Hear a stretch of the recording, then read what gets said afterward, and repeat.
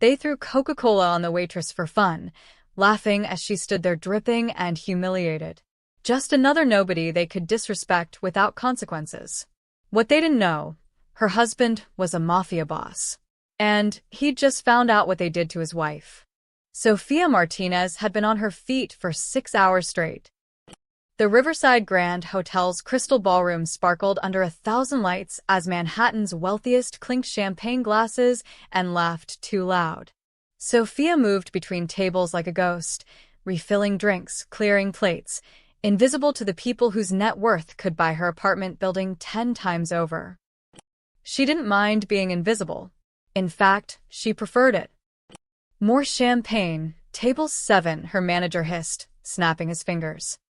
Sofia nodded, balancing a silver tray as she weaved through designer gowns and tailored suits. Table 7 was the worst. 5 men in their late 20s, drunk since cocktail hour, celebrating something they called the Marlowe expansion. Their laughter had an edge to it, the kind that came from people who'd never been told no. Finally, one of them drawled as Sofia approached. His name tag read Ethan Marlowe. Blonde hair, perfect teeth, a watch that cost more than her car. Thought we'd die of thirst. My apologies, sir. Sofia kept her voice neutral, professional. She'd learned long ago not to react. As she poured, Ethan grabbed his friend's phone, scrolling through something that made them all cackle. Sofia caught a glimpse, photos of themselves posing with bottles, making faces. Rich boys playing at being wild. Sofia, right? Ethan squinted at her name tag. That's pretty. You got a boyfriend, Sofia? I'm married, sir. Married? His friends erupted in exaggerated gasps. Lucky guy. What's he do? Let me guess, waiter? Uber driver? Sofia's jaw tightened. He works in construction. This sent them into hysterics. Construction. Classic. Bet he's got a beer gut and a pickup truck. She said nothing. The champagne bottle was empty. She should leave. Wait. Ethan stood up, swaying slightly. The room was loud enough that no one else noticed. I got a question. When you go home tonight, you gonna tell him about us? About how you serve rich people all day? Ethan, sit down, one of his friends muttered, but he was grinning, phone raised. I'm just curious, Ethan continued, louder now. A few nearby tables glanced over. Does it bother you, seeing all this? He gestured at the ballroom. Knowing you'll never have it. Sofia's heart pounded. Have a good evening, gentlemen. She turned to leave. Hey, I'm talking to you. What happened next took 3 seconds, but Sofia would remember it in slow motion forever. Ethan grabbed a glass of Coca-Cola from the table, one of the sodas they'd ordered for mixing drinks. He took 2 steps forward. And then, while his friends howled with laughter and one raised a phone to record, he poured the entire glass over Sofia's head. The liquid was cold. Shockingly cold. It ran down her face, her neck, soaking into her white uniform blouse. Ice cubes hit her shoulders and scattered across the marble floor. The nearby tables went silent. Women gasped. Men stared. Sofia stood frozen, Coke dripping from her hair, her eyelashes. She couldn't breathe. Couldn't think. The humiliation was physical, crushing, a weight on her chest that made the room spin. Ethan's friends were dying laughing, slapping the table. Oh my God, dude. Did you get that? Send it to the group chat. What is going on here? The manager appeared, his face red, eyes darting between Sofia and the Marlowe table. He took one look at Ethan's smirking face, and his expression changed. Fear. She was rude to our guests, Ethan said casually, sitting back down. Just teaching some manners. The manager grabbed Sofia's arm. I am so sorry, Mr. Marlowe. Sofia, go to the break room. Now. But I didn't. Now. Sofia stumbled away, past the staring faces, past the whispers. Her shoes squelched with each step. Someone's date covered her mouth, eyes wide with secondhand embarrassment. An older woman looked away, uncomfortable but silent. No one said anything. No one helped. In the staff bathroom, Sophia locked the door and stared at her reflection. Coca-Cola matted her dark hair. Her mascara ran in black streaks. The blouse, the one she'd ironed carefully this morning, was ruined. She didn't cry. She'd learned years ago that crying changed nothing. Her phone buzzed. A text from her husband. "How's work, amor?" Sophia stared at the message. Her fingers hovered over the keyboard. She could tell him. She could tell Dante everything. But then what? People like the Marlowes didn't face consequences. They owned buildings like this one. They owned managers and lawyers and probably half the city council. If she complained, she'd lose her job. If Dante complained, he'd look crazy. A construction worker going after a billionaire family. No. Better to stay quiet. Better to survive. She typed back, "Fine. Home by midnight. Love you." She deleted the coke-soaked blouse in a trash bag, changed into her backup uniform, and returned to her shift with her head down. What Sophia didn't know, what none of them knew, was that one of the kitchen staff, a young guy named Marco who'd always been kind to her, had watched the whole thing. Marco, who was furious enough to do something stupid. Marco, who knew exactly who Sophia was married to. And by dawn, a video of Ethan Marlowe pouring soda on a waitress would be sitting on the desk of Dante Morelli, the man who controlled every cement truck, every steel shipment, every construction permit in New York City. The man who built this city's foundations. The man whose wife had just been humiliated in front of Manhattan's elite. But that night, as Sophia rode the subway home with wet hair and a fake smile, she had no idea that in less than 7 days, the Marlowe family would learn a lesson they'd never forget. You don't disrespect a queen just because she's wearing an apron. Luca Romano had worked for Dante Morelli for 15 years. In that time, he delivered a lot of bad news. Arrests, betrayals, shipments gone wrong. He'd learned to keep his face neutral, his voice steady. But this morning, driving through pre-dawn Manhattan with his phone burning a hole in his pocket, his hands gripped the steering wheel too tight. The video had come at 5:47 a.m. An unknown number. No message, just a file. Luca almost deleted it, probably spam. Then he pressed play. 23 seconds that made his blood go cold. By 6:15, he was pulling up to Dante's brownstone in Brooklyn, the one that didn't appear on any property records. The one with flowers in the window boxes and a basketball hoop in the driveway. The house that looked like it belonged to a normal family. Maria, Dante's housekeeper, let him in with a knowing look. He's having breakfast. Dante sat at the kitchen table in a white t-shirt and reading glasses, newspapers spread before him, an espresso cooling beside his hand. At 45, he still had the build of the construction worker he'd once been, broad shoulders, calloused hands. His hair was graying at the temples. He looked like any other working-class guy starting his day. He glanced up. Luca. 6 a.m. This better be important. Luca set his phone on the table. You need to see this. Dante frowned but picked up the phone. Luca watched his boss's face as the video played. The ballroom. The laughter. Ethan Marlowe's smirking face. The glass tipping. Sophia's frozen expression as Coca-Cola poured over her head. Dante's jaw tightened. His knuckles went white around the phone. The video ended.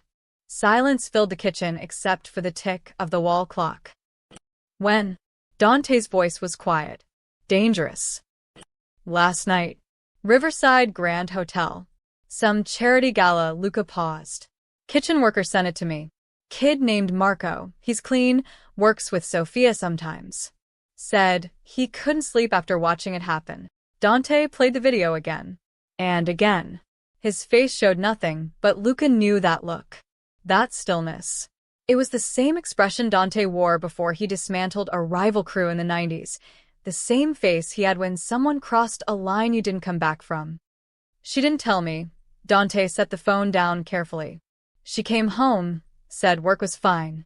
Kissed me goodnight like nothing happened. She probably didn't want you to worry. Worry, Dante laughed hollow. My wife gets humiliated in public, and she's worried about me. He stood abruptly, pacing to the window. Outside, the neighborhood was waking up, a garbage truck rumbling past, someone walking a dog. Normal life. The life Sophia had tried to protect by staying silent. I want everything on the kid in the video, Dante said. Everything on the hotel. Who owns it? Who was there? Who? Boss, Luca's voice stopped him. There's more. Watch the background. Around the 12-second mark. Dante picked up the phone again, his brow furrowed. He watched. Paused. Zoomed in. And froze. Behind Ethan, barely visible in the crowd, stood an older man in an expensive suit. Late 50s, gray hair, confident posture. He was holding a drink, talking to someone, oblivious to what his son was doing 10 feet away. That's Richard Marlowe, Luca said quietly.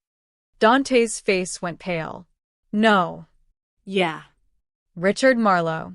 My Richard Marlowe? Same guy. Dante sat down heavily. For the first time since Luca had known him, his boss looked genuinely shaken.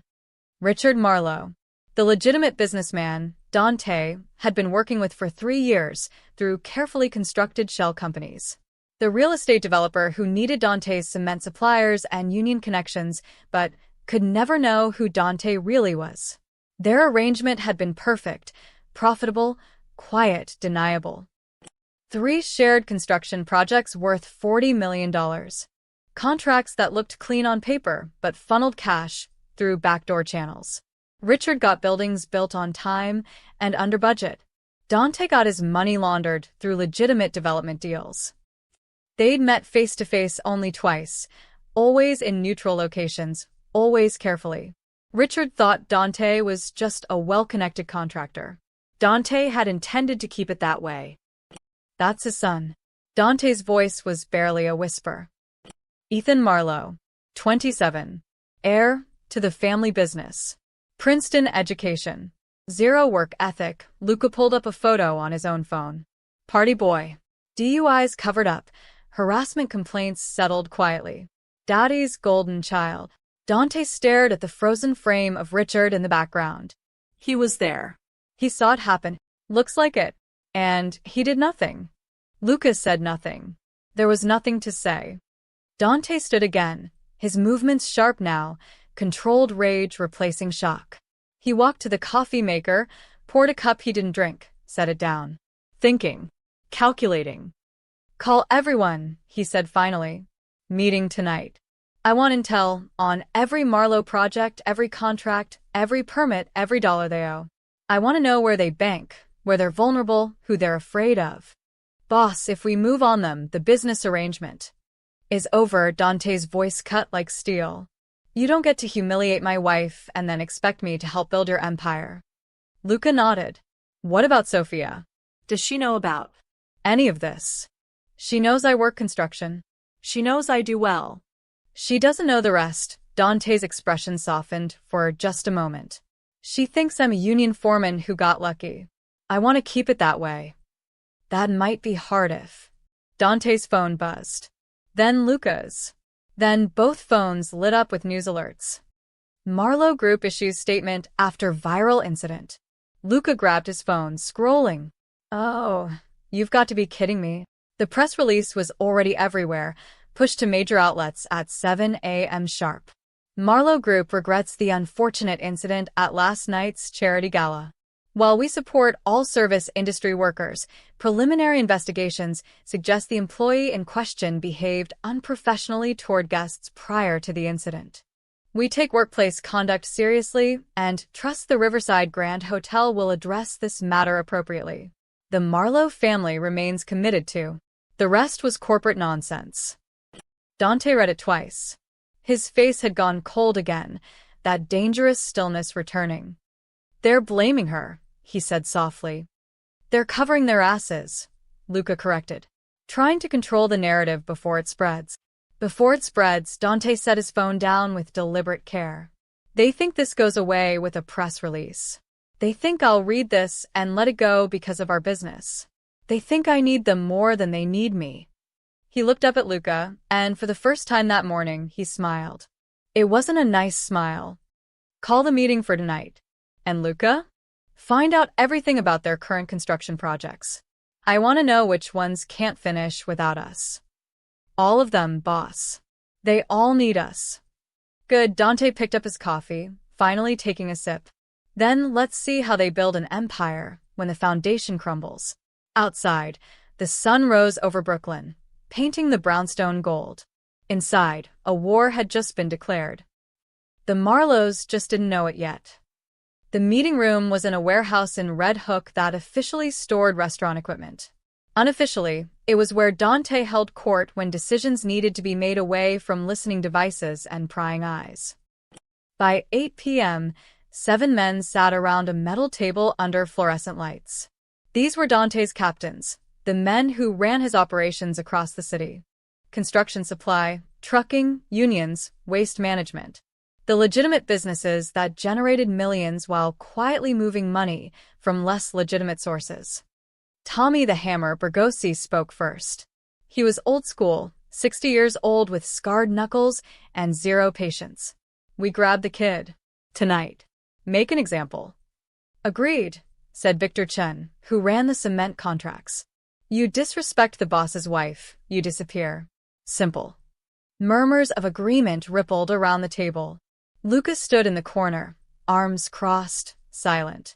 He'd already had this conversation with Dante in the car. He knew how it would end. Dante sat at the head of the table, perfectly still, letting them talk. He'd barely spoken since they'd arrived, just listened to the escalating suggestions. Grab Ethan. Scare him. Break something. Send a message. We can make it look like a robbery, offered Joey Falcone, youngest of the group at 35. Rich kid gets mugged in the wrong neighborhood. Teaches him about respect. Or we burn one of his cars, Tommy added. That Porsche he drives? Gone. Let him explain that to Daddy. Enough. Dante's voice wasn't loud, but it cut through the chatter like a blade. The room went silent. He stood, walking to a whiteboard mounted on the wall. Someone had already taped up printed photos. Ethan Marlowe, Richard Marlowe, the Riverside Grand Hotel, the Marlowe Group logo. What do you think happens, Dante said slowly, if we grab Ethan Marlowe tonight? Tommy frowned. He learns a lesson. No. His father calls the police. The real police, not the ones we know. FBI gets involved because kidnapping crosses state lines. Every camera in Manhattan gets reviewed. Every phone gets tapped. Dante turned to face them. We get heat we don't need over a spoiled kid. So, we do nothing? Victor's voice rose with frustration. They humiliate Sophia, and we just take it. I didn't say we do nothing. Dante's eyes went cold. I said we don't grab him. This isn't the 90s, Victor. We don't solve problems with baseball bats anymore. Then what? Tommy spread his hands. They already put out that press release calling Sophia unprofessional. They're making her the villain. Every hour we wait, their version becomes the truth. Dante had read the press release a dozen times. Each reading made his jaw tighten more. Sophia had come home at midnight, exhausted, and gone straight to bed. She still didn't know it had gone public. Didn't know strangers on the internet were debating whether she deserved it. She'd wake up tomorrow to a nightmare. This isn't about Ethan, Dante said quietly. It's about Richard Marlowe. That got their attention. Richard Marlowe is a businessman, Dante continued. He thinks in dollars and contracts. His son humiliated my wife because he's a spoiled brat who's never faced real consequences. But Richard? He saw it happen and did nothing. Then he put out that statement blaming Sophia. You know why? Silence. Because he thinks I need him more than he needs me. He thinks our business arrangement protects him. He thinks I'll swallow this insult to keep the money flowing. Dante's voice hardened. He's wrong. Luca finally spoke from the corner. The Marlowe Group has 4 major projects in development right now. Combined value, $1.2 billion. He clicked a remote. The whiteboard screen changed to show a spreadsheet. Hudson Yards Residential Tower. Tribeca Mixed-Use Development. Queens Waterfront Condos. Brooklyn Luxury Apartments. Luca highlighted each one. Every single project uses our cement, our trucks, our steel suppliers, our union labor. Understanding dawned on faces around the table. They're also waiting on permits, Luca continued. The Brooklyn project needs environmental clearance. The Queens development needs zoning variances. Both are tied up in city council committees where we have friends. And their financing? Dante asked. Two primary lenders, Chase and Goldman. Both have short-term construction loans that need to be refinanced in the next 90 days if projects run over schedule, Luca smiled grimly. Which they will, if anything goes wrong. Tommy leaned back in his chair, finally getting it. You want to choke their business. I want to dismantle it brick by brick, Dante corrected. Richard Marlowe humiliated my wife in public. I'm going to humiliate his empire. How long? Victor asked. 1 week. Maybe less. Dante pulled out a marker, writing on the whiteboard. Contracts. Permits. Financing. Reputation. These are his pressure points. We squeeze each one systematically. No violence. No obvious connections. Just a series of very unfortunate problems that Richard can't solve. And the kid? Joey asked. Ethan? Ethan is a symptom. His father is the disease. Dante capped the marker. But don't worry. When this is over, Ethan Marlowe will wish we'd just grabbed him. What's coming is worse than broken bones. He turned back to face his crew. Here's how this works. For the next 24 hours, nobody touches the Marlowes. No threatening calls, no vandalism, nothing. I want everyone focused on intelligence gathering. Victor, I need every detail on their construction timeline. Tommy, talk to your union contacts. Which projects have labor issues we can amplify? Joey, find out who their investors are and what makes them nervous. What about their finances? Victor asked. Luca and I will handle that. Dante checked his watch. We meet again tomorrow night, same time. Come prepared with options, not opinions. We're not street thugs anymore, gentlemen. We're businessmen. And we're about to teach the Marlowe family what happens when you forget who actually runs the city. The men stood energized now, understanding the plan. This wasn't about revenge. It was about power. As they filed out, Tommy paused at the door. Boss? What about Sophia? When do we tell her what we're doing? Dante's expression softened for just a moment. We don't. She's been through enough. When this is over, all she'll know is that the Marlowes apologized. The rest stays between us. Tommy nodded and left. Alone with Luca, Dante pulled out his phone. A text from Sophia. Can't sleep. Keep thinking about work. I'm sorry I didn't tell you what happened. So she'd seen the news. His heart ached. He typed back. Nothing to be sorry for. I love you. We'll talk in the morning. Luca watched him. She's going to figure it out eventually. Maybe Dante pocketed his phone. But by then, it'll be over. Come on. We have debt contracts to review. They turned off the lights and locked the warehouse. Outside, Brooklyn slept, oblivious. In Manhattan, Richard Marlowe probably slept too, confident his press release had contained the damage. He had no idea that his empire's foundation was already cracking. The countdown had begun. Day 3 began in a coffee shop in Midtown. Victor Chin sat across from a city planning clerk named Dennis Wu, an old college friend who owed him favors. They talked about basketball, families, the rising cost of rent. Casual. Normal. By the way, Victor said, sliding an envelope across the table. My daughter's school fundraiser. Hoping you can contribute. Dennis peeked inside. $5,000 in cash. His eyes widened, but he didn't hesitate. He'd taken Victor's money before. Of course. Happy to help.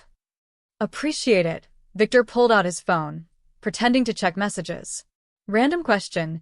You still working on that Marlowe project in Brooklyn? The waterfront development? The Atlantic Yards expansion? Yeah, still sitting on my desk. Dennis sipped his coffee. Environmental impact review. Could take months. Could it take longer? Dennis met his eyes. Understanding passed between them. Could take 6 months. Maybe more if new concerns get raised. That would be unfortunate for them. Very unfortunate. Dennis pocketed the envelope. I'll make sure it gets the thorough review it deserves. Victor nodded and left. One pressure point activated. Across town, Tommy Bergosi stood in a construction trailer at the Hudson Yards tower site. The project superintendent, Mike Harrigan, was a union guy, one of theirs. We got a problem, Tommy. Mike spread blueprints across a folding table. Marlowe's behind schedule. They're pushing us to work faster, cut corners. How behind? 6 weeks. They need to pour foundation for the north wing by Friday, or they miss their deadline with the bank. Mike tapped the plans. But here's the thing, the cement order they placed? It's coming from Jersey, not your suppliers. Tommy's jaw tightened. They went around us. Tried to. Wanted to save money. Avoid union rates, Mike shrugged. But that Jersey company? They're having truck problems this week. Mechanical issues. Weird how that happens. Tommy smiled. Very weird. And our trucks could deliver. But the order would need to be placed through proper channels. At proper rates. And even then, Mike checked his watch. Might take a few extra days to schedule. Shame, Tommy clapped him on the shoulder. Keep me posted on their desperation level. As he left the trailer, Tommy called Dante. Hudson Yards is bleeding time. They're about to miss a critical pour. Good. Let them sweat. In a glass office tower in Lower Manhattan, Lucas sat across from Rebecca Morse, a risk analyst at Goldman Sachs. They dated briefly years ago, stayed friendly. She owed him nothing, but she remembered when he'd helped her brother avoid trouble with the wrong people. I need information, Lucas said quietly. Marlowe Group. What's their situation? Rebecca glanced at her computer screen, conflicted. Luca, I can't just. Off the record.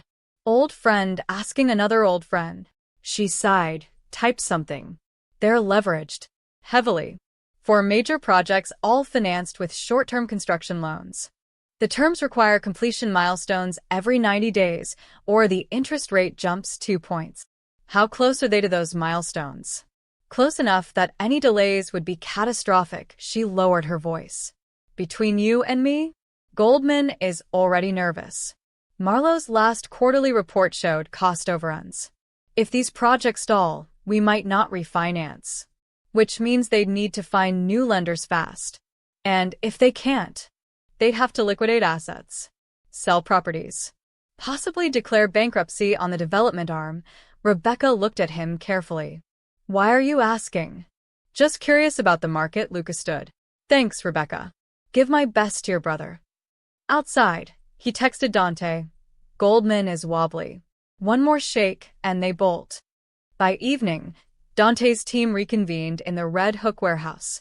This time, the whiteboard was covered in details. Project 1. Hudson Yards Residential Tower. Value: $340 million. Status: 6 weeks behind schedule. Vulnerability: cement supply disrupted. Foundation pour, deadline Friday. Bank: Chase, nervous about timeline. Project 2. Tribeca Mixed-Use Development. Value: $280 million. Status: waiting on steel delivery. Vulnerability: our steel suppliers can delay shipments indefinitely. Bank: Goldman already anxious about cost overruns. Project 3. Queens Waterfront Condos. Value: $420 million. Status: zoning variance pending. Vulnerability: city council contacts can stall approval for months. Bank: Goldman, same loan officer as Tribeca. Project 4. Brooklyn Atlantic Yards Expansion. Value: $380 million. Status: environmental review. Vulnerability: review process extended to 6+ months. Bank: Chase, largest exposure to Marlowe Group. Dante studied the board like a general surveying a battlefield. Total exposure: $1.4 billion if you count the financing, Lucas said. But the actual construction value is $1.2. And it all depends on our cooperation. Victor added his report. The Brooklyn permits are frozen for at least 6 months. I've got 3 different city departments ready to discover new concerns. Traffic impact, historic preservation, wetlands protection, take your pick. The unions? Dante asked Tommy. Ready to walk on 2 projects if negotiations stall. We can manufacture labor disputes that tie them up for weeks, Tommy grinned. All perfectly legal. Just workers demanding fair treatment. Joey spoke up. I tracked their investor calls. Richard's been reassuring people all week that everything's fine. But 3 small investors already pulled out of the Queen's project. They're spooked by the negative press from the Sophia incident. Good, Dante circled the 2 bank names on the board.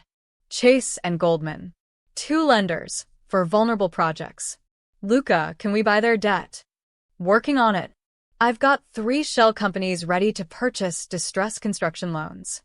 If the banks get nervous enough, they'll sell at a discount just to reduce exposure. Dante did the math in his head. If they controlled the debt, they controlled oxygen. The Marlows couldn't move, couldn't breathe, couldn't make deals without going through people they didn't know were connected to Dante. Here's the sequence, Dante said, marker in hand. Tomorrow morning, Hudson Yards misses their foundation pour. Tomorrow afternoon, steel delivery to Tribeca gets delayed. By evening, Marlowe will be dealing with 2 crisis situations. That's when the banks start making worried phone calls.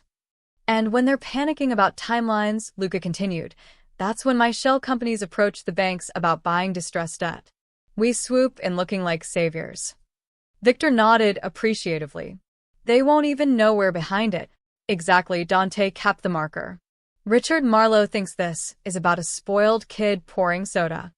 He doesn't understand he's already losing a war he doesn't know he's fighting. Tommy leaned forward. When does he realize? When it's too late, Dante checked his phone. A news alert. Marlowe Group stock down 3% on construction concerns.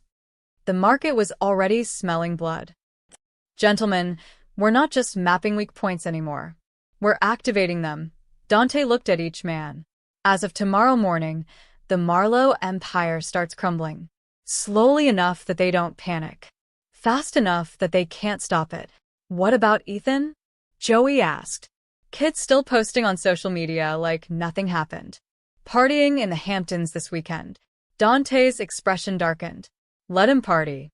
When his father's empire collapses, Ethan will learn that some humiliations can't be fixed with daddy's money. The meeting ended. Men dispersed into the Brooklyn night, each with their assignments. Dante stayed behind, staring at the whiteboard. For projects, 2 banks, 1 week. His phone buzzed. Sophia, can't believe I'm trending on Twitter. People are so cruel. But I'm okay. We're okay. His chest tightened. She was trying to be strong, trying not to worry him. He typed back, you're the strongest person I know. This will pass. I promise. What he didn't say, it will pass because I'm going to make sure the people who hurt you lose everything. Dante turned off the lights. Tomorrow, the pressure began. The Marlows were about to learn that foundations don't just hold up buildings. They hold up empires. And Dante controlled every single one. The call came at 2:47 a.m. Richard Marlowe fumbled for his phone, squinting at the screen. Project manager, Hudson Yards. He sat up in bed, his wife groaning beside him. This better be important, Mike. Mr. Marlowe, we have a problem. The superintendent's voice was tight. The cement trucks didn't show up. Richard's brain struggled through sleep fog. What do you mean didn't show up? We have a critical pour scheduled for 6 a.m. I know, sir. But the Jersey supplier called an hour ago. Said their entire fleet is down for emergency maintenance. Transmission failures across multiple trucks. They can't deliver. All of them? At once. Richard was fully awake now. Alarm bells ringing. That's impossible. That's what I said. But they're adamant. Earliest they can deliver is next week. Next week. Richard threw off the covers, pacing. We miss this pour. We miss our milestone. Chase will trigger the penalty clause. That's $2 million. I'm aware, sir. Call our backup suppliers. Someone in this city has cement trucks. I've been calling for an hour. Mike's voice carried defeat. Everyone's booked solid or having equipment issues. It's like the whole supply chain picked tonight to fall apart. Richard's stomach nodded. Keep trying. Offer double rates. Triple. I don't care. We cannot miss that deadline. He hung up and immediately dialed his COO, then his head of operations. Within 20 minutes, his entire executive team was awake, making calls, pulling strings. Nobody could help. At 6:30 a.m., the Hudson Yards site sat silent. No cement trucks. No pour. Just union workers standing around, collecting hourly wages for doing nothing. At 7:15 a.m., Richard's phone rang again. Tribeca, project manager. Please tell me you have good news, Richard said. Steel delivery is delayed. Supplier says there's a traffic accident blocking their route. They'll try again tomorrow. Tomorrow? We're already behind schedule. I know, sir. I'm as frustrated as you are. Richard ended the call and threw his phone across his home office. It bounced off the leather couch. 2 projects. Same morning. Both critical delays. This wasn't coincidence. By 9 a.m., Richard sat in his Marlowe Group headquarters, a glass tower in Midtown with views of Central Park. His executive team filled the conference room, tired, confused, and increasingly nervous. Talk to me, Richard demanded. What the hell is happening? His COO, Patricia Vance, pulled up a spreadsheet. Hudson Yards, cement supplier claims mechanical failure across their fleet. Tribeca, steel delivery blocked by mysterious traffic incident. But here's what's weird, I called other developers. Nobody else is having supply problems. Just us, Richard said flatly. Just us. His CFO, Martin Ross, cleared his throat. The timing is unfortunate. Chase called this morning. They're aware of the Hudson Yards delay. If we don't pour foundation by Friday, the penalty clause activates. That's $2 million, plus they're considering raising our interest rate. On what grounds? Failure to meet milestone deadlines. It's in the contract. Richard's jaw clenched. One delay, and they're panicking? It's not just the delay. Martin pulled up his laptop. Our stock dropped 3% yesterday after that Waitress incident went viral. Investors are jittery. Chase is asking if we're experiencing broader operational problems. The Waitress incident. Sophia Martinez. Richard had hoped his press release would contain that situation. Instead, it had exploded. Think pieces about wealth inequality. Social media outrage. His son's face plastered across gossip sites. And now this. Get me new suppliers, Richard said. I don't care what it costs. We're trying, Patricia said. But every contractor we've contacted is either booked or she hesitated. Or what? Or giving us the runaround. Quotes that are 3 times normal rates. Delivery windows that don't help. It's like someone's poisoned the well. Richard stood, walking to the window. 43 floors below, Manhattan buzzed with construction cranes and traffic. His city. His empire. Someone was doing this. Someone with enough reach to disrupt supply chains, enough power to coordinate attacks on multiple projects simultaneously. But who? At noon, Ethan Marlowe sat in a Hamptons Beach club, mimosa in hand, laughing with friends. Dude, you're trending again, his buddy Chase said, scrolling through his phone. People are still talking about the Waitress thing. Ethan rolled his eyes. It was a joke. People need to chill. Your dad's press release didn't help. Made it worse, actually. Dad knows what he's doing. Ethan waved a hand dismissively. By next week, nobody will remember her name. His phone buzzed. Dad calling. Again. Ethan declined the call. He'd already listened to one lecture this morning about family reputation and being more careful. He didn't need another. Everything cool? Chase asked. Fine. Just Dad stressing about work stuff. Ethan signaled for another mimosa. Nothing I need to worry about. What Ethan didn't know, what his father was frantically trying to tell him, was that Marlowe Group stock had dropped another 2% by lunch. That 2 major investors were requesting emergency calls. That rumors were starting to circulate about operational instability. The empire wasn't just stressed. It was showing cracks. By 4 p.m., Richard had made 17 calls. Every supplier gave him the same story: backed up equipment issues, scheduling conflicts. Some apologized profusely. Others were oddly curt. He sat alone in his office, staring at project timelines that were quickly becoming fantasies. His assistant knocked. "Mr. Marlowe? Goldman Sachs on line 3. They're asking about the Tribeca and Queens projects." Goldman, his other major lender. Richard picked up. "James, good to hear from you."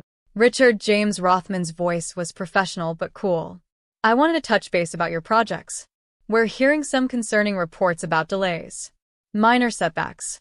We're addressing them. Minor setbacks that are affecting 2 projects simultaneously? Our risk assessment team is getting nervous." "There's nothing to be nervous about. We have the situation under control." "Do you?" A pause. "Because our analysts are also looking at the negative publicity from earlier this week. Combined with these construction delays, it's creating a concerning pattern." Richard's hand tightened on the phone. "James, we've worked together for 10 years. When have I ever failed to deliver? There's a first time for everything. Look, I'm not making threats. I'm giving you a friendly heads up. If these delays continue, if more problems emerge, Goldman will need to reassess our position. We have shareholders to answer to." "I understand. I hope you do. Fix this, Richard. Quickly." The line went dead.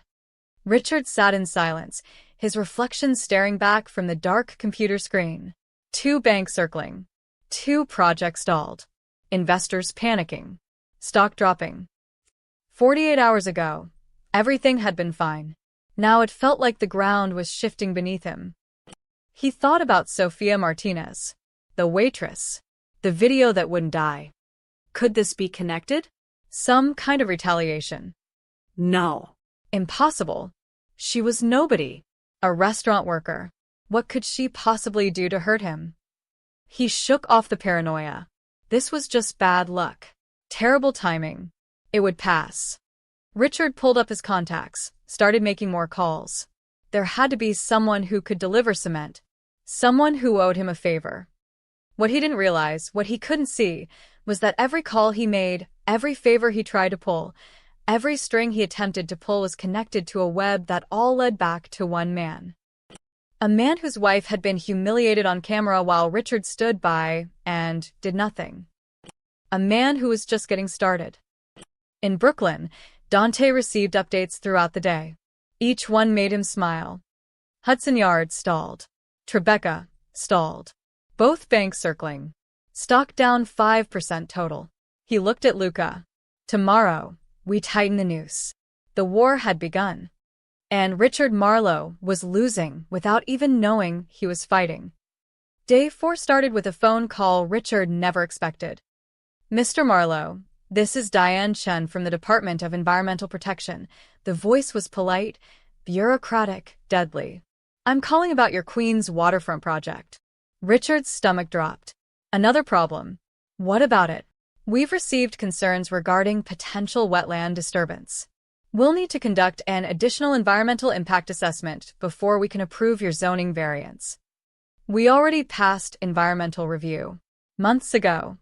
New information has come to light. Possible habitat for protected bird species.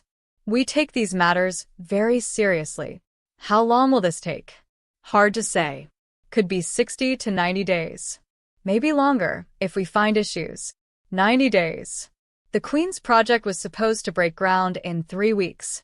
Goldman was already nervous about Tribeca. Now this. "This is ridiculous," Richard said, trying to keep his voice level.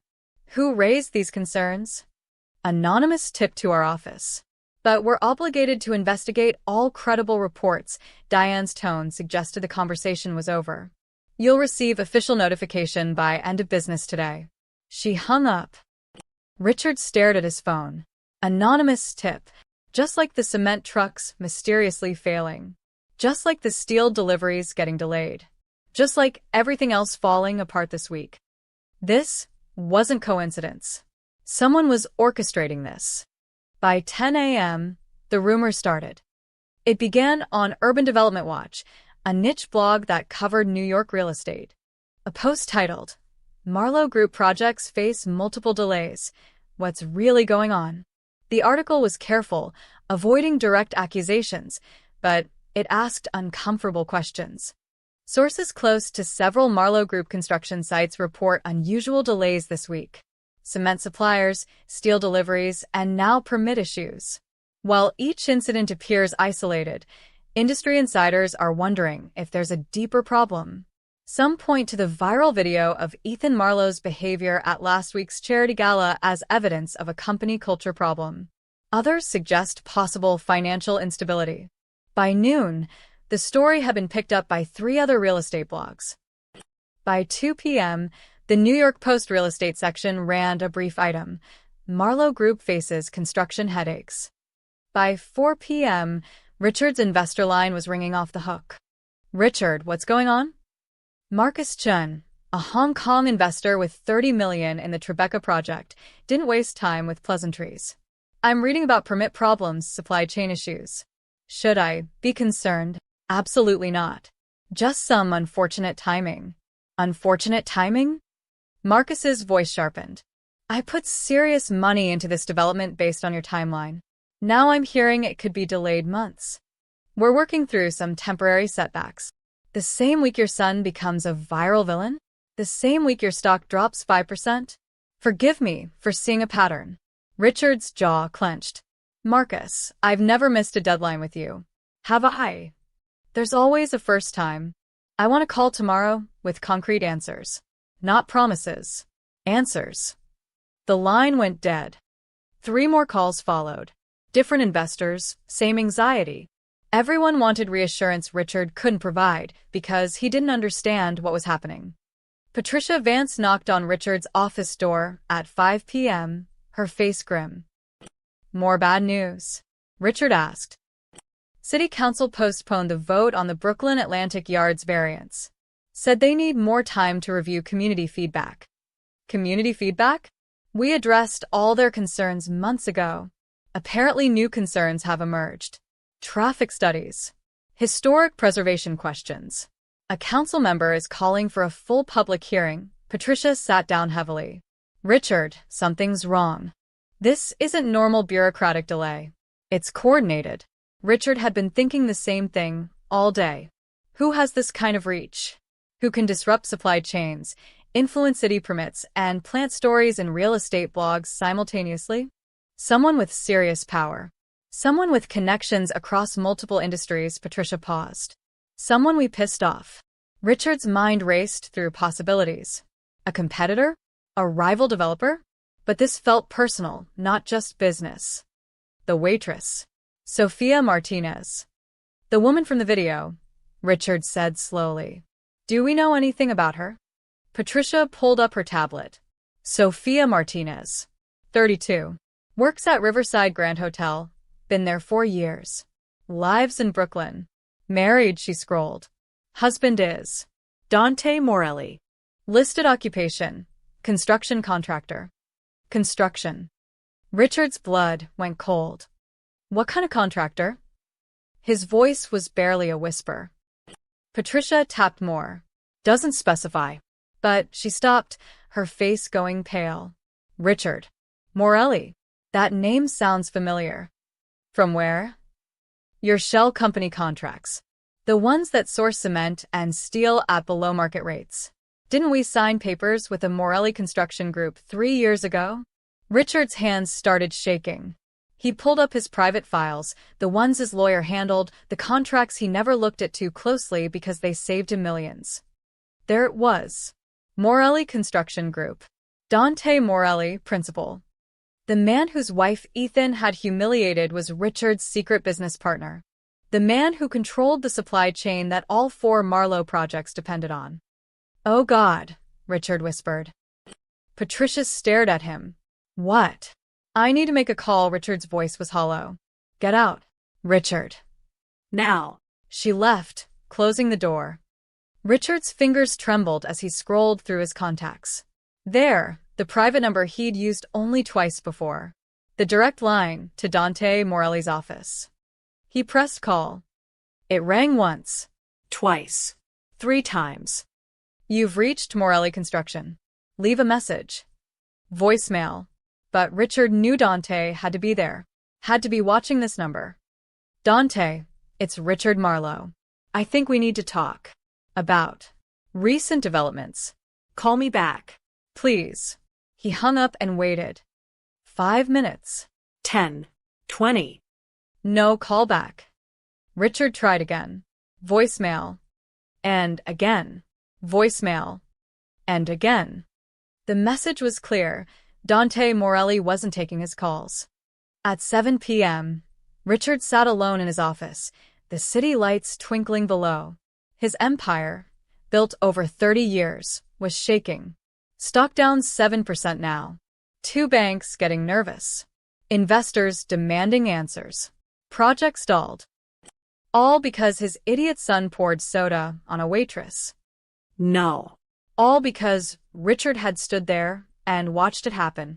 All because he'd released that press statement blaming her. All because he'd assumed the woman was nobody, powerless, someone who could be crushed without consequence. He'd been catastrophically wrong. His phone buzzed. A text from an unknown number. Stop calling. You'll get your meeting when I'm ready. Not before. Richard's hands trembled as he typed back. I can explain. Let me fix this. The response came immediately.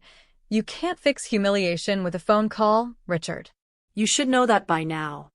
Then nothing. The number went dark. Richard sat in the silence of his office, understanding finally settling over him like a burial shroud. Dante Morelli wasn't just angry. He wasn't looking for an apology or a payoff. He was systematically destroying everything Richard had built. And Richard had given him the blueprint 3 years ago, when they became partners. Outside, night fell over Manhattan.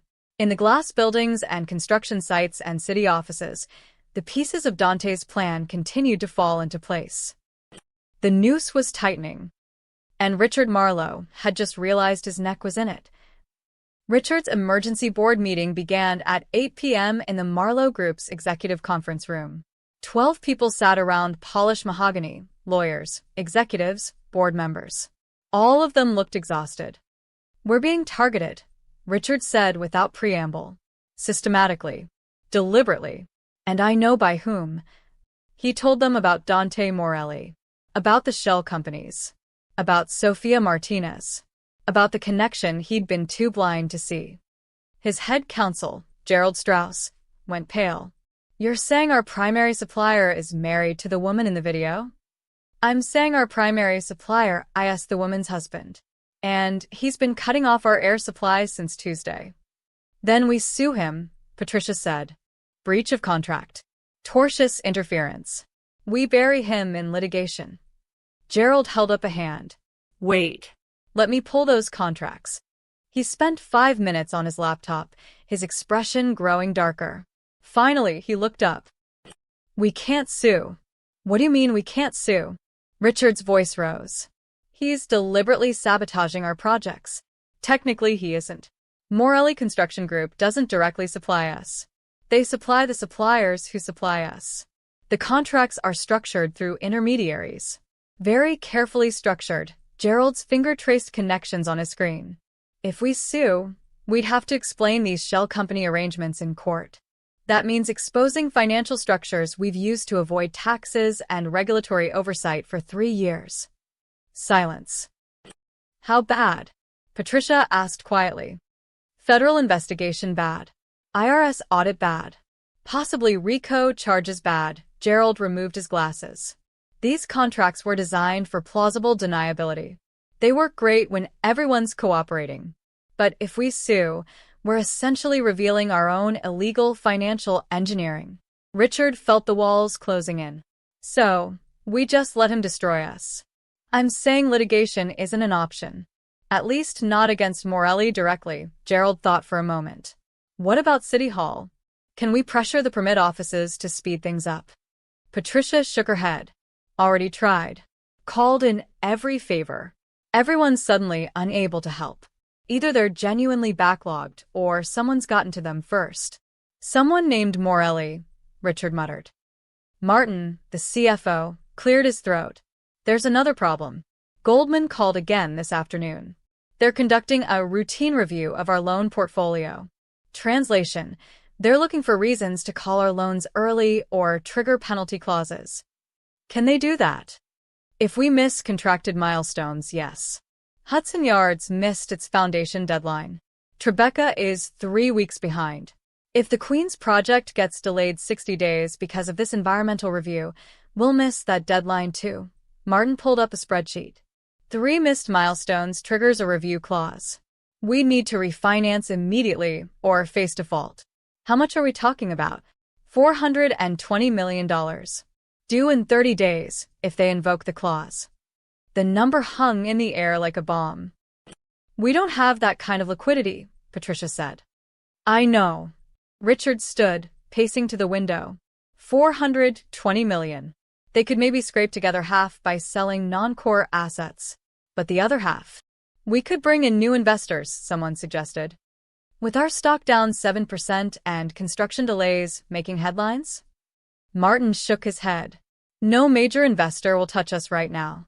Not at terms we could accept. Then we go back to Morelli, Richard said. Make him an offer. Money. Ownership stake. Whatever he wants. He's not answering your calls, Patricia pointed out. Then I'll go to him. To his office. His home. Wherever he is, I'll find him and what? Gerald interrupted. Apologize? Beg? He's not doing this for money, Richard. He's doing this because your son humiliated his wife and you backed Ethan instead of making it right. Richard turned on him. What was I supposed to do? Throw my own son under the bus? Yes. Patricia's voice cracked through the room. That's exactly what you should have done. Issue a real apology. Fire Ethan from his position. Make it clear that behavior was unacceptable. Instead, you blamed the victim and assumed no one would care about a waitress. I didn't know who she was married to. That shouldn't have mattered. Patricia stood, furious. Even if she'd been married to nobody, what Ethan did was wrong. But you were more worried about protecting the family name than doing the right thing. Now we're all paying for it. Silence fell. No one looked at Richard. Across town, Ethan Marlowe sat in a booth at a trendy Soho nightclub, bottle service on the table, models on either side of him. His phone had been buzzing all evening, Dad, Patricia, Martin, but he ignored them. Your dad's blowing up your phone, his friend Tyler observed. Always is. Ethan took a shot. Probably wants to lecture me more about the video. Like I need another speech about family reputation. Dude, have you seen the news? Your company's stock is tanking.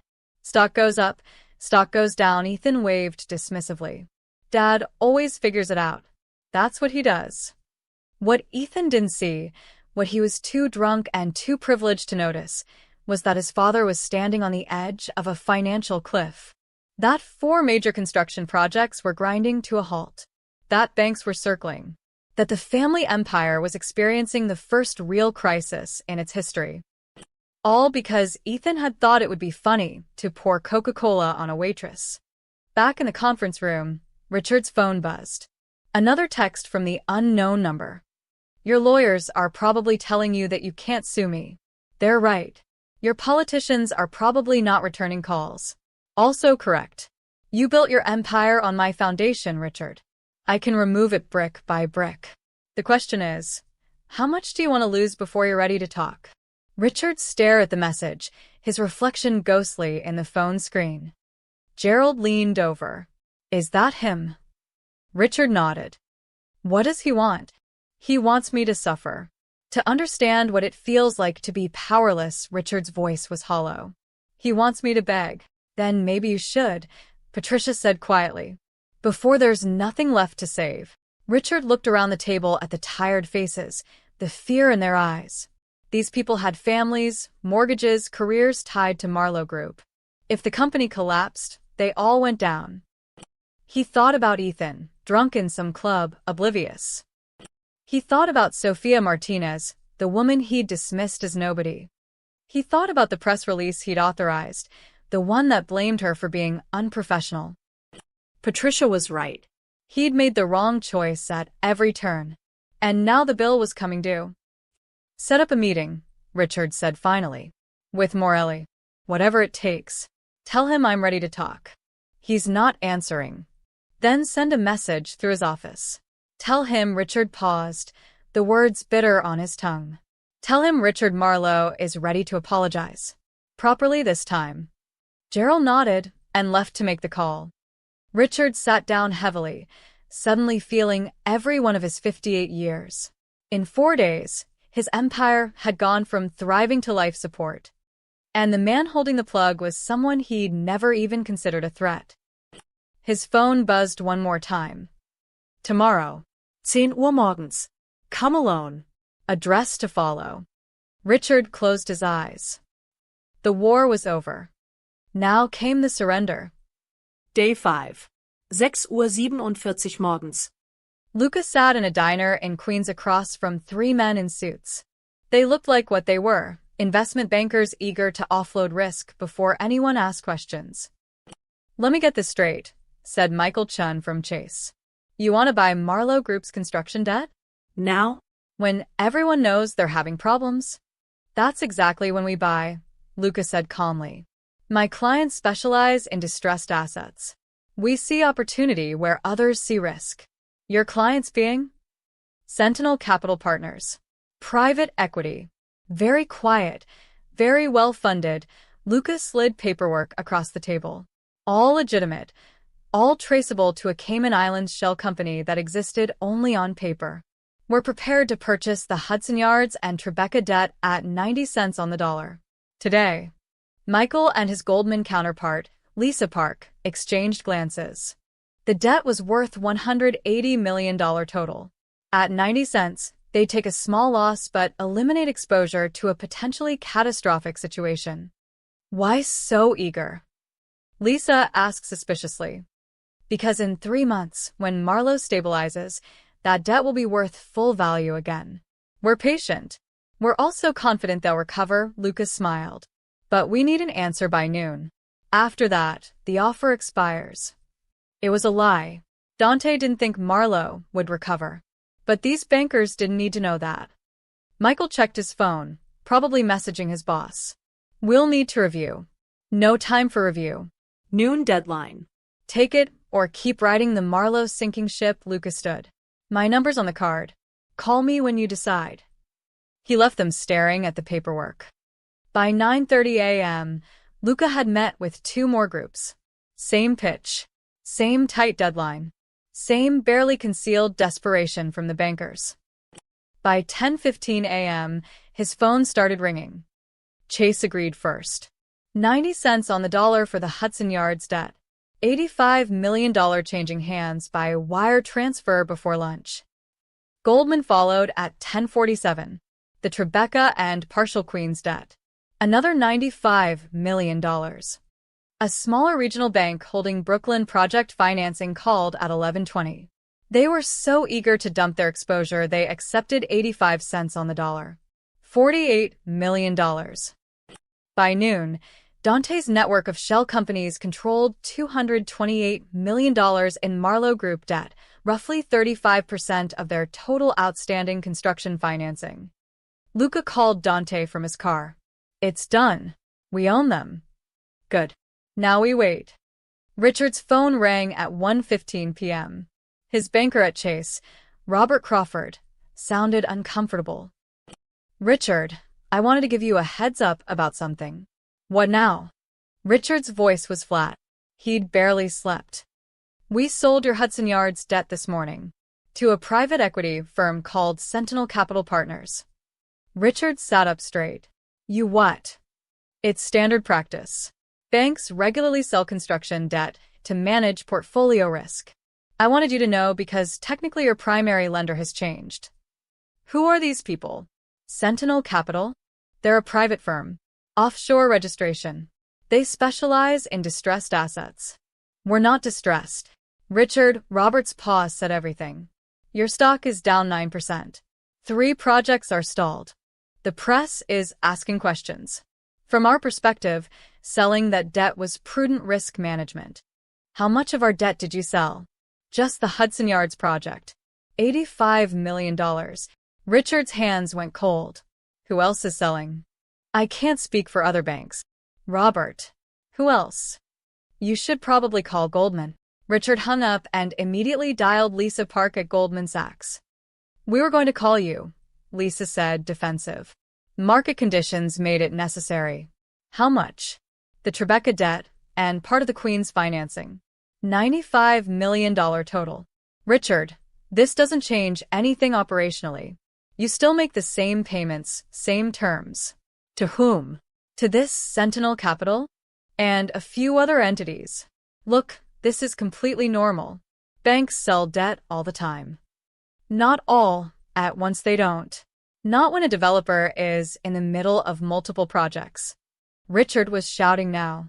You're bailing on me. We're managing risk. There's a difference. I've been with Goldman for 10 years.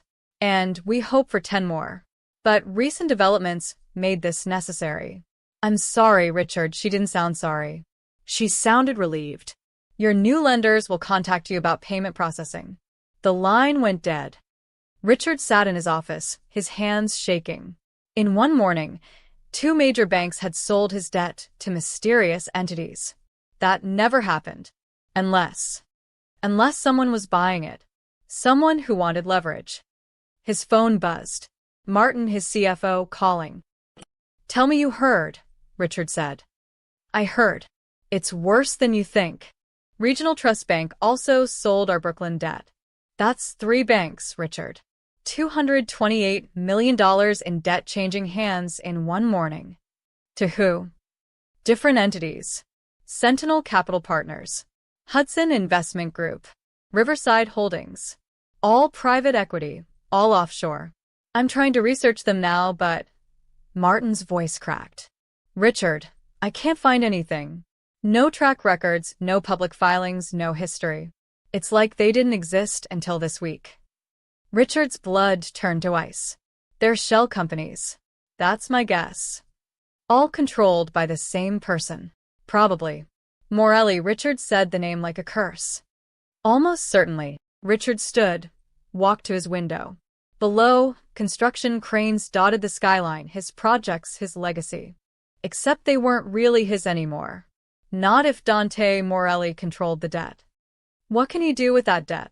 Richard asked quietly. Anything he wants. He can call it early if we miss milestones. He can demand immediate payment.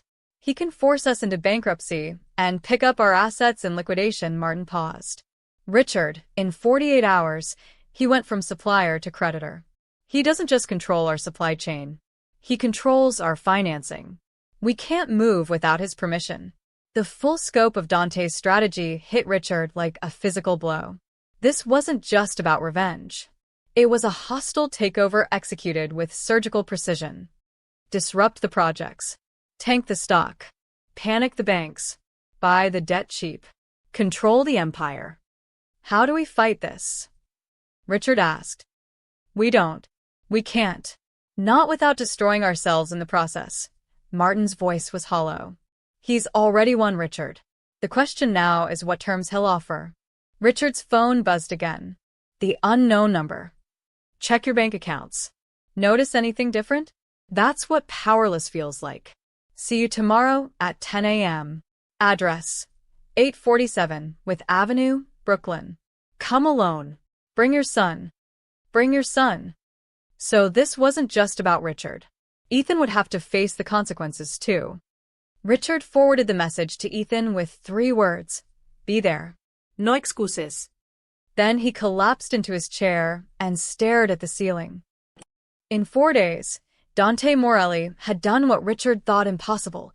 He'd taken $1 billion empire and reduced it to a puppet whose strings he now controlled. All because of a glass of Coca-Cola. All because Richard had forgotten a fundamental truth. In New York City, the men who build the foundations hold all the power. And Richard had just learned exactly how much. Tomorrow would be the reckoning. Tonight was just waiting for the axe to fall. The emergency board meeting reconvened at 8 p.m. This time, Ethan Marlowe sat at the table. He'd shown up angry, summoned from a dinner reservation by his father's text that read, "Conference room. Now. Your future depends on it." Now, sitting between executives who wouldn't meet his eyes, Ethan's anger was giving way to confusion. "Someone explain what's happening," Ethan said. "And why I had to cancel my plans for this." Richard stared at his son, really looked at him. The expensive haircut, the designer suit, the Rolex that cost more than most people's cars. 27 years old and never worked a real day in his life. Never faced a real consequence. That was about to change. "Tell him," Richard said to Martin. "Tell him what his little prank cost us." Martin pulled up spreadsheets on the conference room screen. "In the last 4 days, Marlowe Group stock has dropped 11%. We've lost approximately $180 million in market capitalization. 3 major construction projects are stalled. 2 city permits are frozen. And as of this morning, we no longer control 35% of our own debt." Ethan blinked. "What does that mean?" "It means," Patricia said coldly, "that someone bought our loans from the banks. Someone who now has the power to bankrupt us whenever they choose." Who? "Dante Morelli." Richard's voice was ice. "The husband of the woman you poured Coca-Cola on for fun." The color drained from Ethan's face. "The waitress? Her name is Sofia Martinez," Patricia snapped. "And her husband controls the construction supply chain for the entire city. He's been systematically destroying our company since Tuesday. Because of you." "That's insane. Over some soda? Over humiliation." Richard slammed his hand on the table. "You humiliated his wife in front of hundreds of people while your friends recorded it. What did you think would happen?" "I thought," Ethan faltered. "I thought she was nobody." "She is somebody," Gerald said quietly. "She's married to the most powerful man in New York construction. And you poured soda on her head while your father stood in the background and did nothing." Ethan looked at Richard. "You were there? 10 feet away. Talking to a client," Richard's voice cracked. "I saw the whole thing. I saw you humiliate that woman, and I said nothing because I was more worried about making a scene than doing what was right. So this is my fault." Ethan's voice rose. "Dad, you run this company. You're the one who put out that press release blaming her. Because I was protecting you. Like I always do. Like I've done your entire life." Richard stood, his chair scraping back. "Every DUI I've covered up, every harassment complaint I've settled, every stupid mistake you've made, I've fixed it. But this time, I can't fix it. Because you didn't just offend some random woman. You started a war with a man who literally built cities." The room went silent. Ethan's hands were shaking. "How bad is it?" "We're looking at bankruptcy," Martin said flatly. "In 30 days, if we can't refinance $420 million in debt. And the man holding that debt is Dante Morelli. So, we refinance." "With what?" Patricia interrupted. "What bank is going to lend to us when our projects are stalled, our stock is tanking, and the press is running stories about operational dysfunction? Morelli has made us radioactive. Then we sue him." "We can't," Gerald said. "Our business relationship with him involves financial arrangements that are questionable. If we sue, we expose ourselves to federal investigation, possibly RICO charges." Ethan looked around the table, finally understanding. "So we're trapped." "We're trapped," Richard confirmed. "And it's your fault." "It's our fault," Patricia corrected. "Richard could have fired you on the spot. Could have publicly apologized to Sofia Martinez. Could have made it clear that behavior was unacceptable. Instead, he protected you. We all did. And now we're all paying for it." Ethan's voice was small. "What happens tomorrow?" "Tomorrow, we meet with Dante Morelli. You and me." Richard's eyes were hard. "And we accept whatever terms he offers. Because the alternative is watching 30 years of work disappear." "What kind of terms?" "I don't know. But I guarantee they'll involve you." Richard leaned forward. "You're going to apologize to his wife. Publicly. On camera. And you're going to mean it. Because if you don't, we lose everything." "You want me to humiliate myself?" "I want you to experience a fraction of what you put that woman through." Richard's composure finally shattered. "Do you even remember her face? When that soda hit her? The way she froze? The way everyone stared?" Ethan said nothing. You don't, do you? Because she wasn't real to you. None of them are real to you. The staff, the workers, the people who actually build what we design. Richard's voice shook. But they're real to Dante Morelli. And he's spent 4 days teaching us that lesson. Board member James Whitmore cleared his throat. What about going to the press? Telling our side of the story? And say what? Patricia asked. That we're victims? That a construction contractor is being mean to us? We'd look pathetic. Worse, we'd look guilty. We could offer him money, suggested another board member. A settlement. Make this go away. He doesn't want money. Richard pulled up his phone, showing them Dante's text messages. Read these. He's not negotiating. He's not compromising. He's making a point. The board members read in silence, their faces growing graver. He's going to destroy us, someone whispered. No, Richard looked at Ethan. He's going to make us destroy ourselves. Unless we give him what he wants. Which is justice. Accountability. The things we should have given him from the start. Richard stood. Meeting adjourned. Ethan and I have an appointment to prepare for. Everyone filed out except Richard and Ethan. Ethan stared at his hands. Dad, I'm sorry. I didn't know. You never know. That's the problem. Richard's anger had burned out, leaving only exhaustion. You've gone through life assuming your actions don't have consequences. That our money and name protect you from everything. But money doesn't matter to a man like Dante Morelli. Power does. Respect does. And you took both from his wife. What's going to happen to me? I don't know. Richard walked to the window. Below, the city glittered. His city. Except it wasn't really. It belonged to men like Dante Morelli, the ones who poured concrete and pulled permits and made sure the foundations were solid. Get some sleep, Richard said. Tomorrow, we face the consequences. Both of us. Ethan left without another word. Richard stayed, staring at his reflection in the dark glass. In 48 hours, he'd gone from confident developer to desperate supplicant. And somehow, he knew tomorrow would be worse. Because Dante Morelli didn't just want an apology. He wanted them to understand what it meant to be powerless. And Richard was about to learn. 847, with Avenue was not what Richard expected. No gleaming office tower. No marble lobby. Just a plain brick building in Brooklyn with a faded sign reading, Morelli Construction Supply, a few trucks parked outside. Windows that needed cleaning. This was the empire that had brought down Marlowe Group. Richard and Ethan arrived at 9:55 a.m. in Richard's Mercedes. They'd barely spoken during the drive. Ethan looked like he hadn't slept, his usual confidence replaced by visible dread. Let me do the talking, Richard said as they got out. I wasn't planning to say anything. A man in his 40s met them at the door. Compact build, watchful eyes. Mr. Marlowe. I'm Luca Romano. Follow me.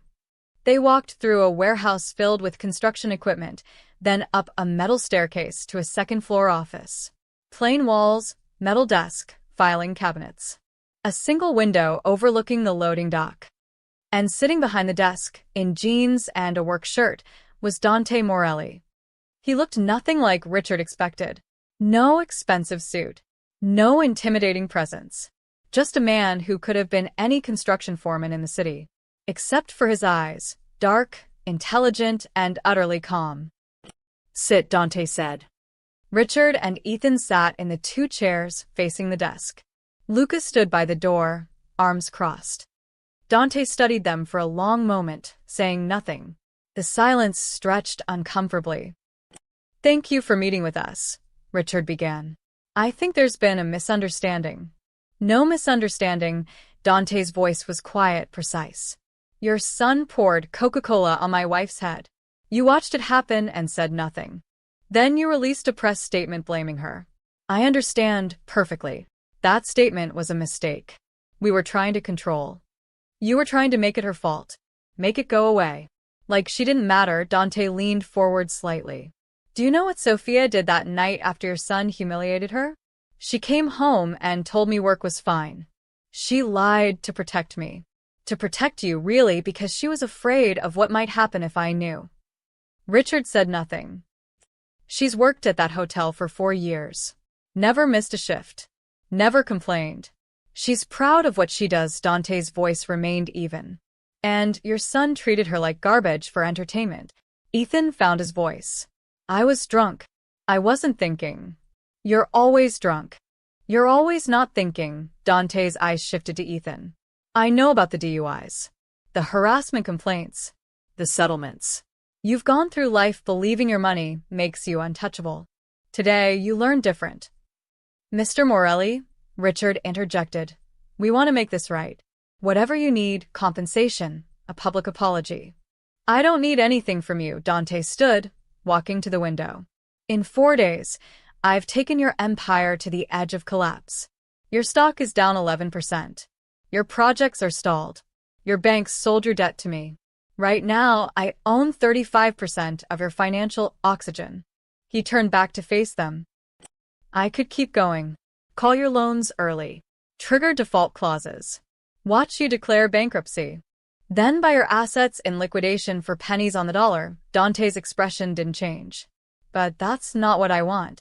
What do you want? Richard asked quietly. I want you to understand something. Dante returned to his desk, sitting down. You build towers, luxury apartments, places rich people live. But you don't build them. Men like me do. We pour the concrete, lay the steel, wire the electricity. Without us, you have nothing but blueprints and investor meetings. He paused. You forgot that. Forgot that the people who actually build your empire matter. So, I reminded you. Richard nodded slowly. You made your point. We understand. Good. Then here are my terms. Dante pulled out a single sheet of paper. Non negotiable. He slid it across the desk. Richard read, his face going pale. Ethan leaned over to look. First, Dante said, public apology. Televised.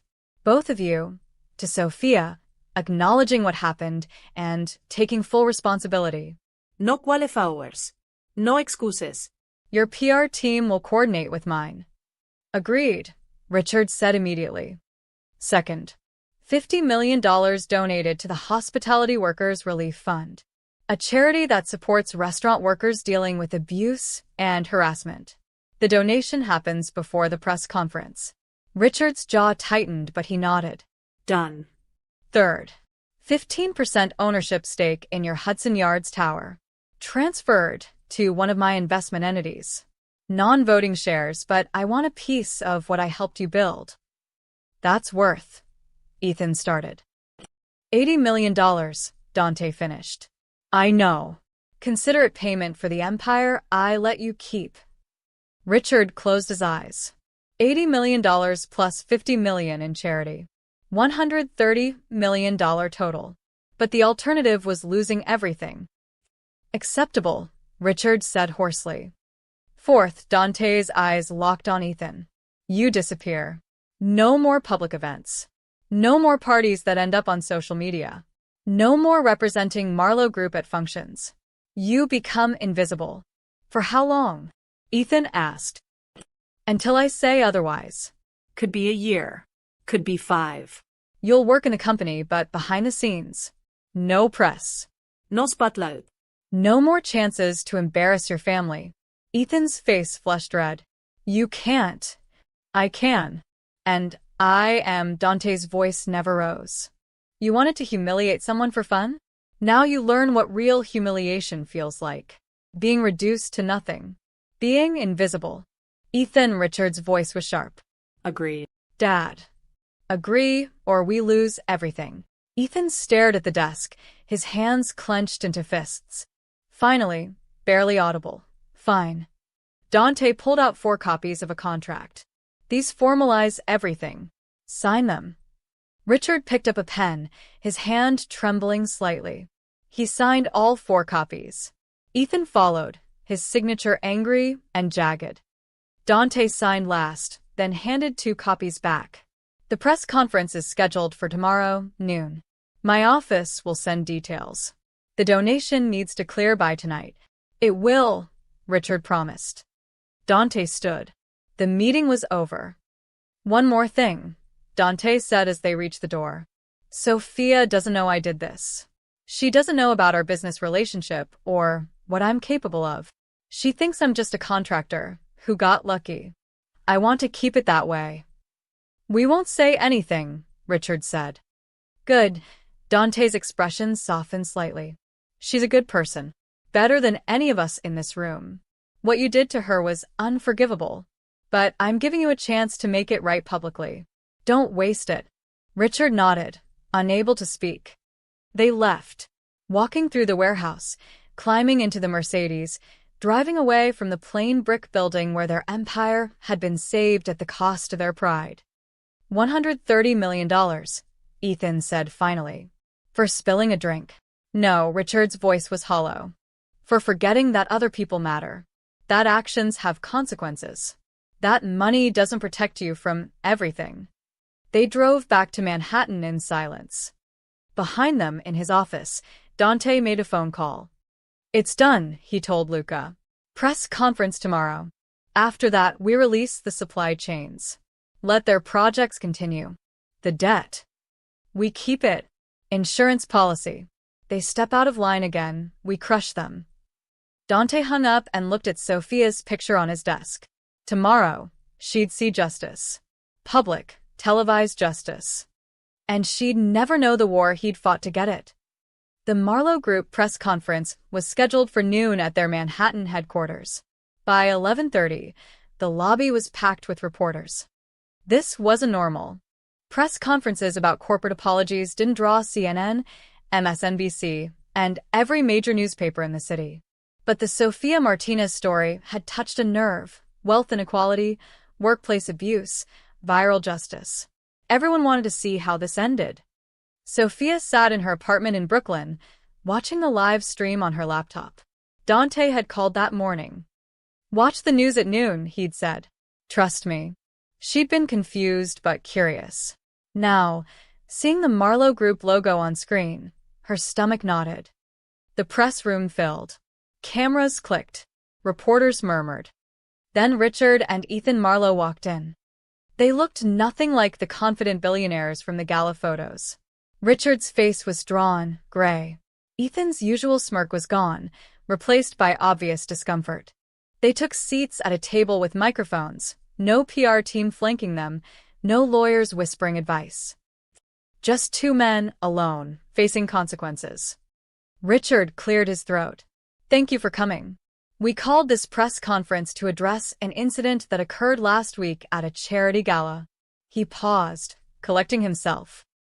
My son, Ethan, poured a beverage on a waitress named Sophia Martinez. He did this deliberately, while others laughed and recorded. I was present. I saw it happen. And I did nothing to stop it.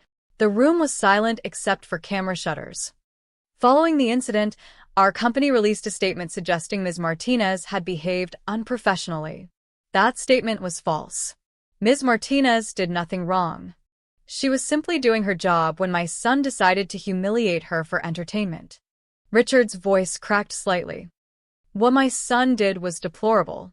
What I did, standing by, then blaming the victim, was equally deplorable. We allowed our wealth and privilege to convince us that other people's dignity didn't matter. We were catastrophically wrong. He turned to the camera, looking directly into it. Ms. Martinez, I am profoundly sorry. You deserved respect, dignity, and basic human decency. Instead, you received cruelty and injustice. There is no excuse for what happened to you. None.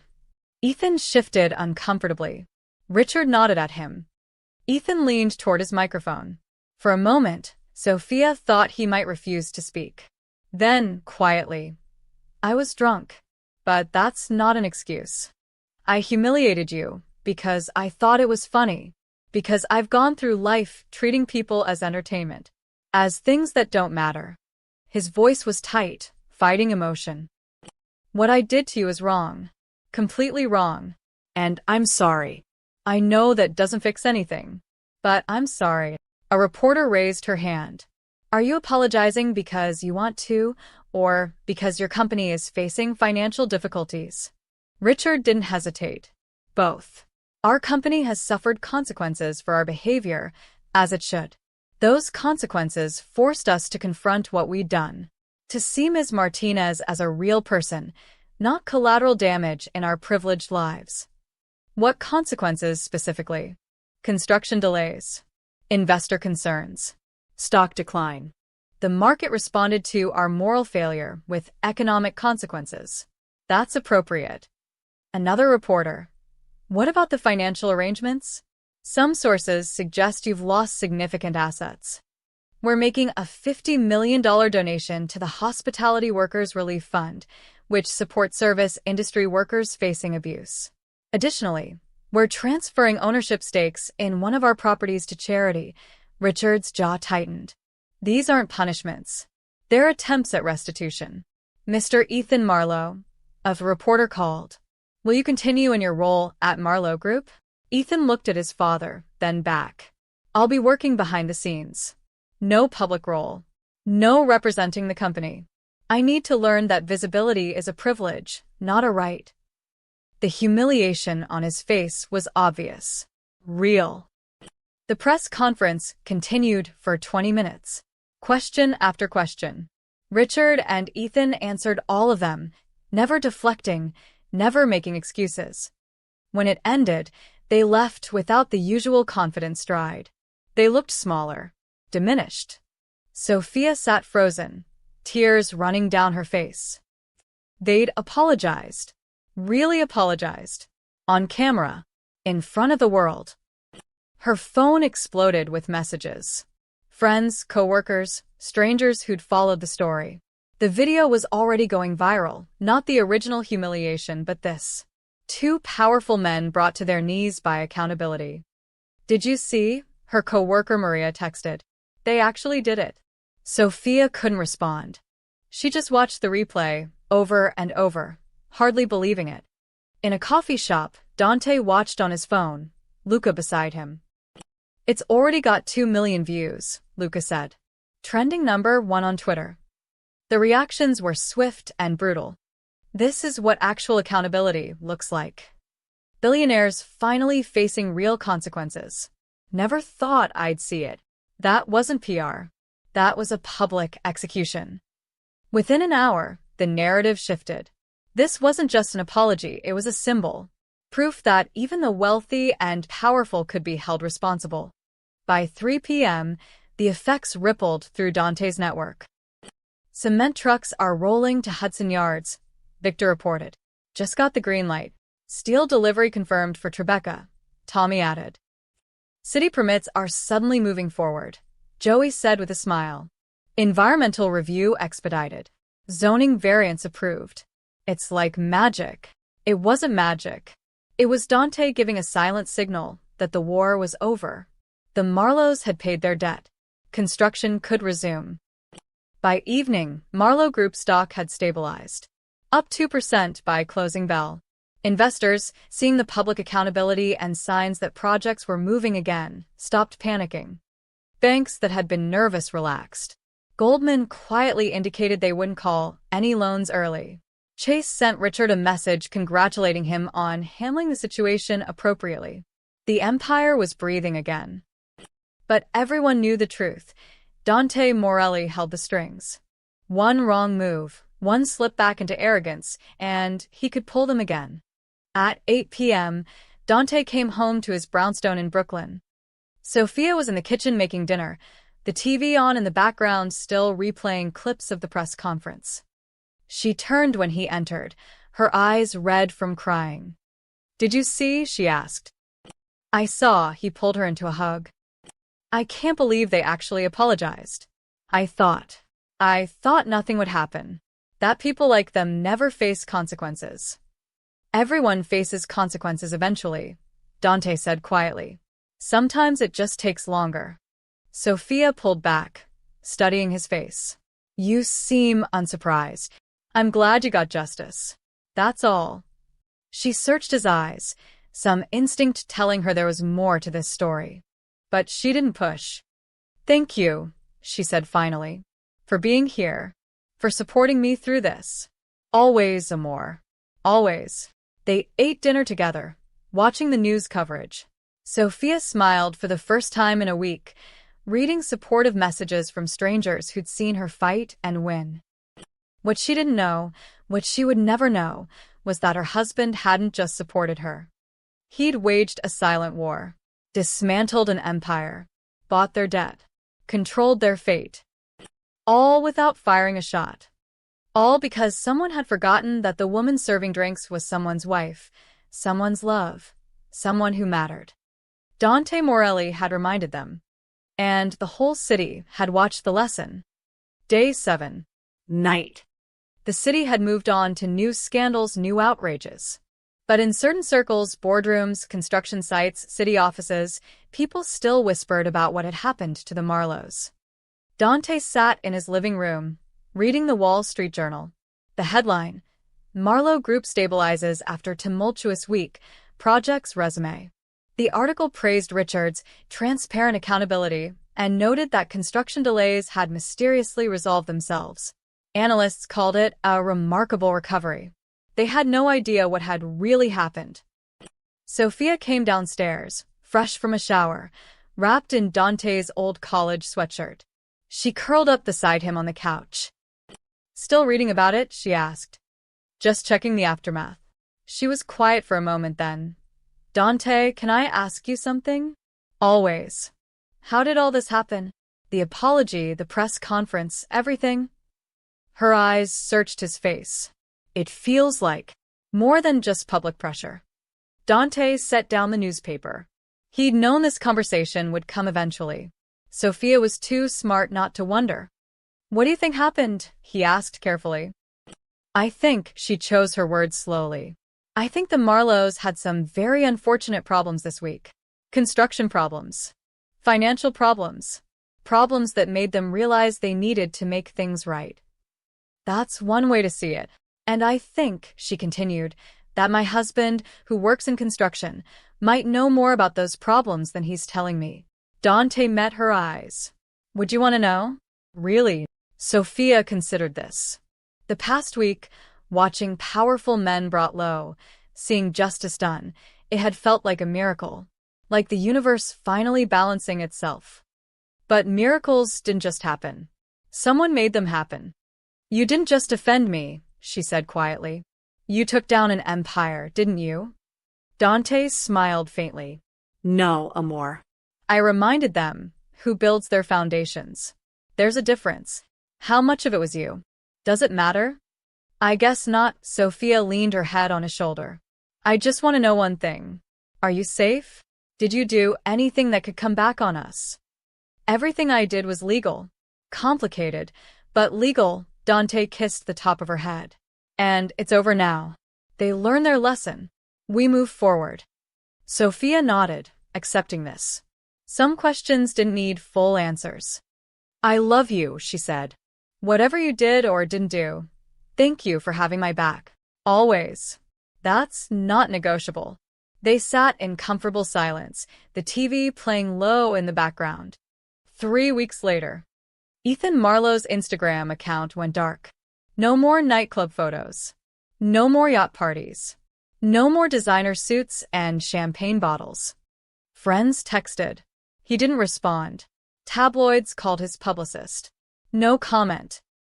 He still worked at Marlowe Group, in a windowless office on the 4th floor, reviewing contract proposals and market reports. Important work. Invisible work. His assistant brought him coffee one morning. "Rough night, Mr. Marlowe?" "Every night's rough," Ethan muttered. He'd learned what true powerlessness felt like.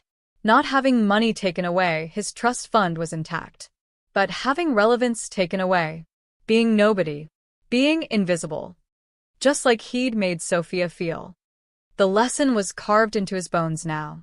Richard Marlowe met with Dante once a month, always at the Brooklyn warehouse, always alone. They reviewed ongoing projects, discussed supply schedules, maintained their business relationship. Richard never missed a meeting. Never questioned prices. Never complained about terms. He'd learned his place in the ecosystem. "The Hudson Yards Tower is ahead of schedule," Richard reported. "Should complete by July." "Good." Dante reviewed the paperwork. "And the donation?" The charity. 50 million is fully deployed. They've already helped 200 workers dealing with harassment cases. Dante nodded approval. Your son. Invisible. As requested. He's Different now. Quieter. Maybe even learning something. Good for him. Richard hesitated then. I wanted to thank you for not destroying us completely. You could have. I didn't need to destroy you. I needed you to understand. Dante met his eyes. You understand now, yes? Yes, Richard's voice was barely a whisper. I understand. He left with his signed contracts, driving back to Manhattan, still building towers, but never forgetting who made them possible. For weeks after the press conference, Sophia returned to work at the Riverside Grand Hotel. She'd considered quitting. The memories were painful, but she realized that would be letting them win in a different way. So she walked through those doors with her head high. The staff applauded when she entered. Quietly, respectfully, but they applauded. Marco hugged her. Even the manager, red-faced and awkward, mumbled an apology. I should have defended you that night. I'm sorry. Sophia nodded. Thank you. She worked her shift, served tables, brought drinks, did her job with pride. When wealthy patrons came through, some recognized her. A few whispered. Most looked away, uncomfortable. But Sophia noticed something else. They were polite now. Careful. They said please and thank you. They didn't snap fingers or make demands. Word had spread. The waitress who brought billionaires to their knees. The woman you didn't disrespect. At the end of her shift, an elderly woman at table 7 left a note with her tip. Thank you for showing them that dignity matters. We're all rooting for you. Sophia folded the note carefully and put it in her pocket. That night, she came home to Dante cooking dinner, his terrible attempt at pasta that would probably be inedible but would be made with love.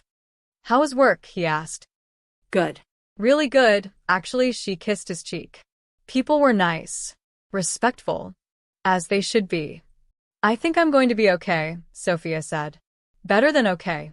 I feel like I matter now. like people see me. Dante turned from the stove, taking her hands. You always mattered, Amor. Some people just needed to be reminded. She smiled. My mysterious husband who builds foundations. That's me. They ate terrible pasta and laughed about their day and talked about ordinary things. Because that's what they were. Ordinary people. A contractor and a waitress. Building a life together in Brooklyn. The world would never know that Dante Morelli controlled the city's construction empire. That he'd brought down billionaires with a phone call and rebuilt them with a nod. That was fine. He didn't need recognition. He just needed Sophia to smile when she came home, to walk with her head high, to know she was protected, valued, loved. Everything else was just concrete and steel. Foundations holding up a city that would never know his name. And that's exactly how Dante wanted it.